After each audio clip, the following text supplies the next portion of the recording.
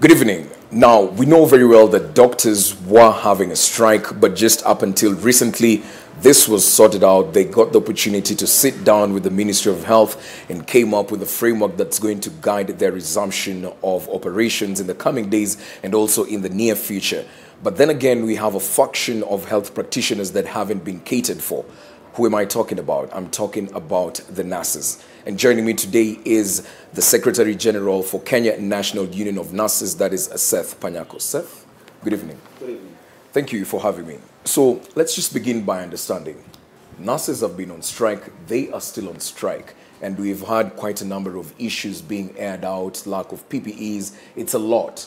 So what is this strike about? Just break it down. What are the nurses striking for? Definitely, when we went on strike, there are processes of going on strike. You don't just wake up one day and go on strike. The issues that we have raised in the strike notice were the issues that we started raising right from the first day, the first case of COVID-19 was confirmed in Kenya. And we started saying that we need to prepare to protect health workers so that we don't get too much infection within the health workers, that the health system can collapse. And we are raising issues of personal protective equipment because we are aware of what was happening around the globe. We are raising the issue of comprehensive medical insurance cover, group life insurance. The problem we've had is that health workers are not able to access healthcare services when they fall sick.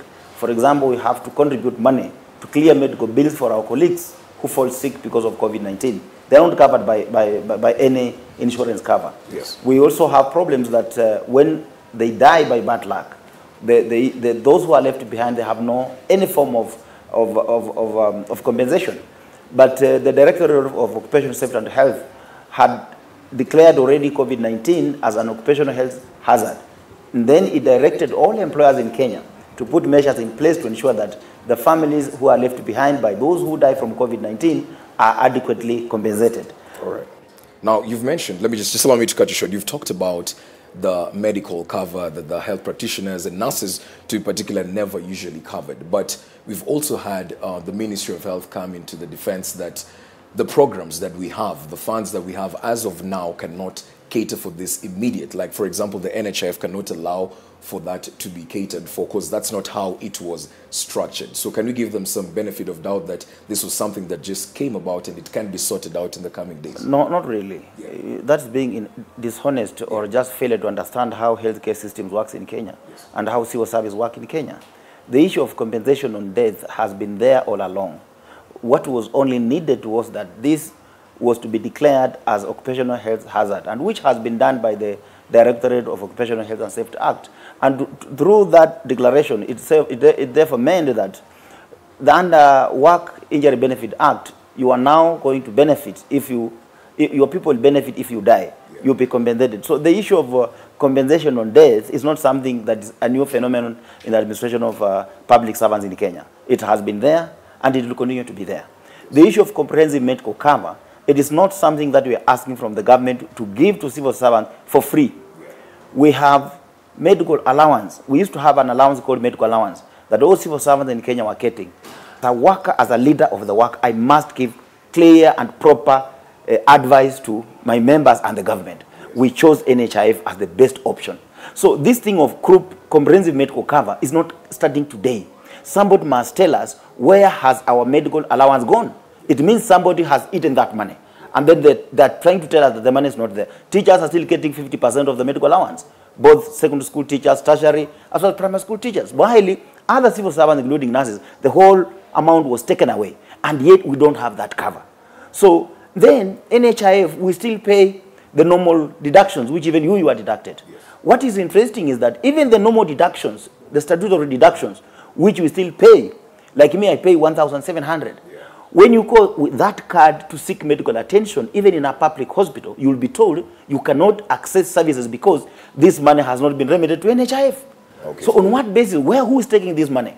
Now, Seth, judging from the answer that you've just given me, these are problems that have existed long over time, which brings me to my next question. We've had statements coming from the Ministry of Health alluding to the fact that nurses are taking advantage of this particular COVID-19 situation to ask for other issues, not necessarily what needs to be dealt with as of now. What do you have to say about this? You know, when you talk about protection of health workers, it is not something about just provision of personal protective equipment. Yes. When you go home, you need to have food supplements, we call nutritional supplements, with a view of boosting your immunity. Because you are a health worker and you are more exposed than any other person in this country. It means your immunity must be at the best at all time, even that of your family. So to get these supplements, nutritional supplements, is very expensive. A cost for a whole month, for a family of maybe 3 or 5, like I have a family of 5, it went for up to 30,000. So when you are given an allowance of 3,850, how will you be able, where will you get this other money to get these nutritional supplements? And the government or the employer is not giving you.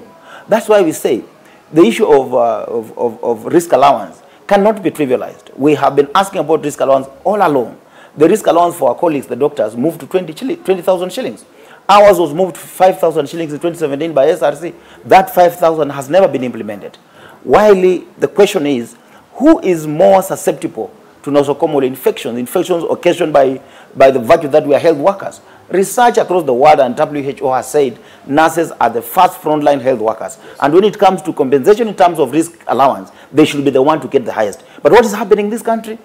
We are getting the least, and yet we spend the longest amount of time with our patients.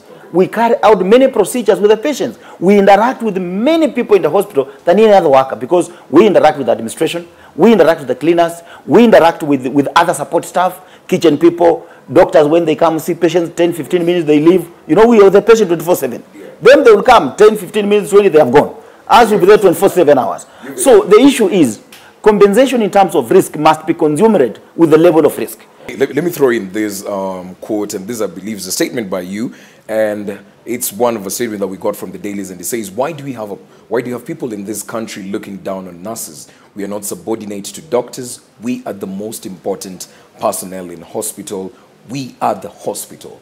So what I'm trying to ask is, don't you think this is a somewhat of a loose statement to your colleagues who might also be your friend, who I believe are doctors? How do you think there is? Let me tell you the truth. I have nothing personal against the doctors, but I have everything against how they are running the Ministry of Health. When you say that healthcare system in this country has collapsed, you must now go down and find out who is in charge of healthcare system in Kenya. It's basically the doctors. When you go to Afya House, there are about 400 doctors. They are the ones managing health sector in Afya House. And that is why our discussions collapsed.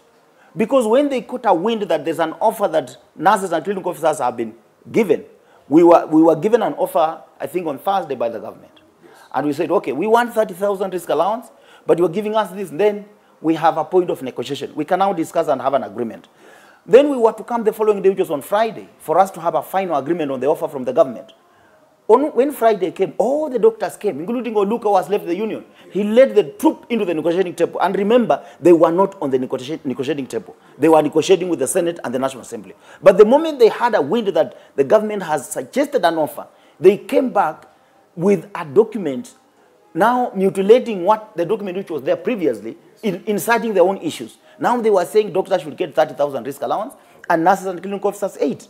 You see, this is already the disparity we are fighting about. Now, just as we wind up, as we finish up, allow me to finish by asking you this question. Most of the negotiations, if not all, nobody can attain 100%.